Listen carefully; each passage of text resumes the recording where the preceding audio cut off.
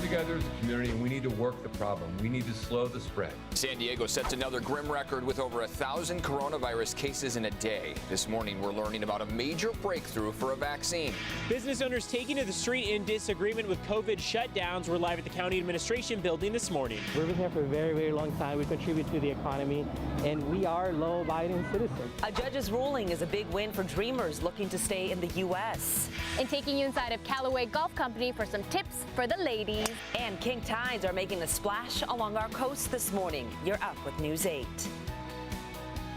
Good morning, everyone. Thanks so much for being here. A nice weekend. I actually started the holiday decorations a little early this year. Why not, right? I know. I saw you posted like Christmas decorations already We out need there. the joy early. Sold. Yes, absolutely. But it's not going to feel like the holidays today because Netta is tracking a forecast that's warmer. Yeah, I saw a lot of neighbors putting up decorations, Christmas lights, and it was sunny and hot. And today is going to be the hottest day. In fact, take a look at our beach right now. We got a few people lined up here. This is Cardiff State Beach, and we're talking about king tides this morning with high tide around 9 o'clock. So you're going to run out of a lot of beach space here this morning before low tide. Then you'll see a lot more out there. As far as the views, look at how clear and beautiful it is from Mount Soledad looking south. What a gorgeous shot that is. Sunny skies for today. The peak of the heat will be upon us. We do have weak Santa Ana winds. And again, those king tides are here through tomorrow. Could cause some minor coastal flooding. Jenny. Well, good morning. I am looking, and I don't see much happening at all traffic-wise. You can see green across the board, which means your freeway times are looking good. I'm going to just show you things to the south Coronado Bridge. Even the Silver Strand totally cleared away. Nothing happening up in the North County, so safe driving to you. We start with promising news in the race for a coronavirus vaccine. Moderna says its vaccine shows early success. Their data suggests it's 94.5% effective against COVID-19. This comes just a week after Pfizer announced its vaccine protected 90% or more of those who received it. Moderna received funding from the U.S. government's Operation Warp Speed. President Trump spoke about the program's success on Friday. No medical breakthrough of this scope and magnitude has ever been achieved this rapidly, this quickly, and we're very proud of it.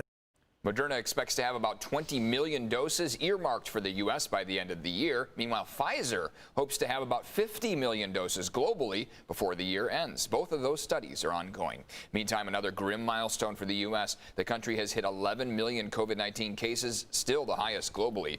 In San Diego, officials are reporting a record 1,887 new cases. That's shattering our previous high. That's 9% of the more than 12,000 tests, the highest rate we've seen for any day since midsummer. No new deaths were reported. That total remains at 926. And today, some local businesses are pushing back against the state's purple tier restrictions. They say they cannot survive another shutdown, and the economic and mental toll is simply too much. News 8's Evan Irani is live outside the county administration building where a rally is planned for later today. Evan?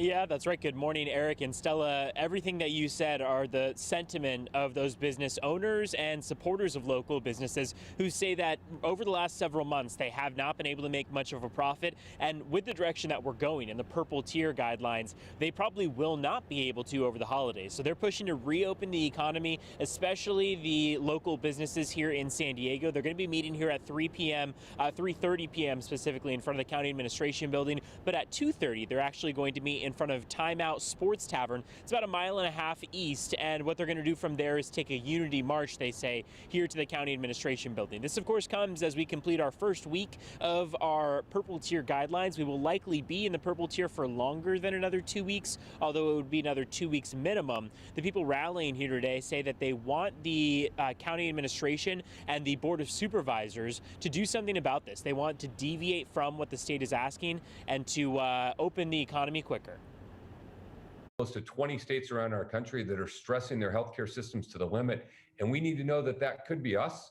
And we need to look at countries around the world that have essentially got this thing down to zero, know that that could be us as well. While we do have serious public health concerns at stake here in California, we also need to be able to continue to function as a society.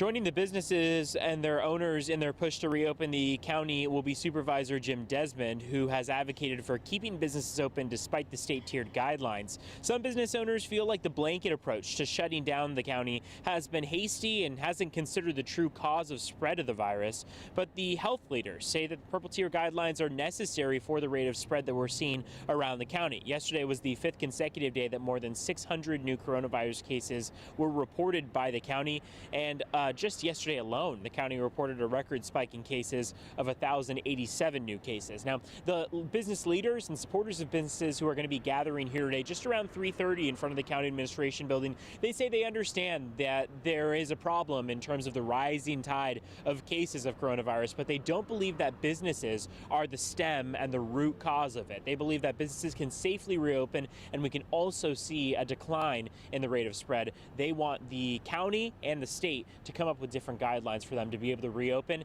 and for the economy to thrive while these cases go down. I'll send things back to you. Thanks, Evan. And coming up here at 6:30, we're going to speak live to County Supervisor Jim Desmond about today's reopening rally and how we can support local businesses. President-elect Joe Biden and Vice President-elect Kamala Harris plan to deliver remarks today on their long-term plans for the country and the economic recovery. President Trump continues to claim that the election was rigged and refuses to concede. In fact, just a few moments ago, the president tweeting, "I won the election." Over the weekend, President Trump acknowledged Biden's victory for the first time, tweeting he won because the election was rigged. But then later he followed up with another tweet saying, in part, "I concede nothing." And this morning, local dreamers are breathing a sigh of relief. A judge invalidated a decision that paused new applicants. News 8's Chris Crow joins us live from San Ysidro with why this is another positive step for dreamers here. Good morning to you, Chris. Good morning, Eric and Stella. And look, it is a positive step forward for dreamers, those at the time kids that were brought to this country by their parents who got into the country illegally. But at the same time, they are still up in limbo, many will tell you. So let's run through exactly what this recent events untangled for them, if you will. We know that it was DHS and specifically the acting secretary, Chad Wolf, who went ahead and paused those new applicants for DACA. But the judge essentially reversed that decision because there are some concerns, at least legally, with how this acting secretary was appointed to his role and whether or not he has the authority to go ahead and pause those applicants for DACA. But at the same time, still no pathway to citizenship. We know with President-elect Biden winning the election, now that role essentially gets shifted over to him for his administration to take care of. But this is not something that was established during the President Trump's administration. In fact, we know that President Trump was trying to chip away at the DACA program, and that was essentially established by an executive decision by then President Barack Obama. But back to acting DHS Secretary Chad Wolf. When you talk to some of the lawyers that were involved with this or some of those attorneys that were looking at this case, they'll tell you, as I just pointed out there a moment ago, that it was his appointment to that role of acting secretary which basically helped them win this case. It is a long line of administrative errors that happened to allow him to be in that position. So it's a really exciting decision for DACA recipients. It's going to allow people to file initial petitions again.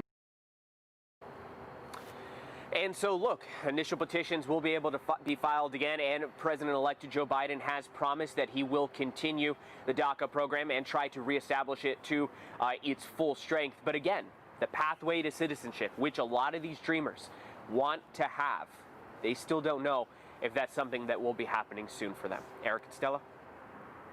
Chris, thank you. Take a look at this. The so-called king tides battered Southern California's coast over the weekend. They'll be back again today. It is still a beautiful sight. The National Weather Service has issued a beach hazard statement due to possible flooding. Ned actually took this video at Wind and Sea Beach over the weekend. You have to be very careful when you're out there, and she says she was. So it's a beautiful day to head to the beach, but you got to be careful. Yeah, don't stand in that water because it's just powerful. I mean, the way those waves come crashing against the rocks, a lot of times what you're seeing right there would be beach. That's where normally we would sit with the baby and play in the sand. That was not the case. The waves were so high. And here's a look right now at PB. In fact, one of my friends posted that she saw starfish right by the PB pier because of low tide. So what you're seeing here is kind of that in-between point. We're going to see high tide happening around 9 o'clock this morning, so it'll get all the way up to here and then retract all the way back, and you'll have plenty of space across those beaches, and you'll see things you don't typically see, rocks that are out in the ocean that we didn't even know were out there. A lot of that appears when the tide gets so low. Beach hazard statement, though, because of those moments of high tide, that's until noon tomorrow. So we'll continue to see waves as high as 6.6 to 6.8 feet. Again, that minor coastal flooding is all possible right around high tide time, which today will be around 9 o'clock this morning. So near 7-footers out there, and that really does, cause the ocean waters basically to take over some of the low-lying coastal areas, parking lots, the boardwalks, any businesses and homes right up against the water certainly need to take those precautions. It's when the moon is closest to the earth and aligned with the sun. So we have the sun, the moon, the earth, and that causes that increase in the gravitational pull. So look at low tide time. Around 4 o'clock today, it'll be negative 1.2 feet. So such a big difference there, which would make for a good time to take the kids and go tide pooling. This morning, this is what you're waking up to if you're at the beaches, low to mid 60s, and some areas in the 40s in El Cajon, 46 Ramona. But just you wait, by this afternoon, we're looking at inland communities reaching upper 80s and 90 degrees for today. Jenny. It'll be interesting. Normally this week is the busiest travel week ever driving wise. So we'll have to watch and see just how bad things are, because right now it is pretty much a desert land out there. Your freeway times across the board look great. I'm checking CHP and there are no major crashes that are reported that are going to hold you back this morning. I just want to show you things to the South County at about 11 minutes after 6. Silver Strand, Coronado Bridge, super quiet. If you're driving out of Chula Vista, not seeing any major issues. I know you see these orange icons here. This is just ongoing construction, but none of it's causing an issue. I do see a little bit of color here on that southbound drive on the 15 hitting the 78 out of Escondido, but currently no crashes reported. Your drive through Vista and Encinitas Del Mar, everything looks great.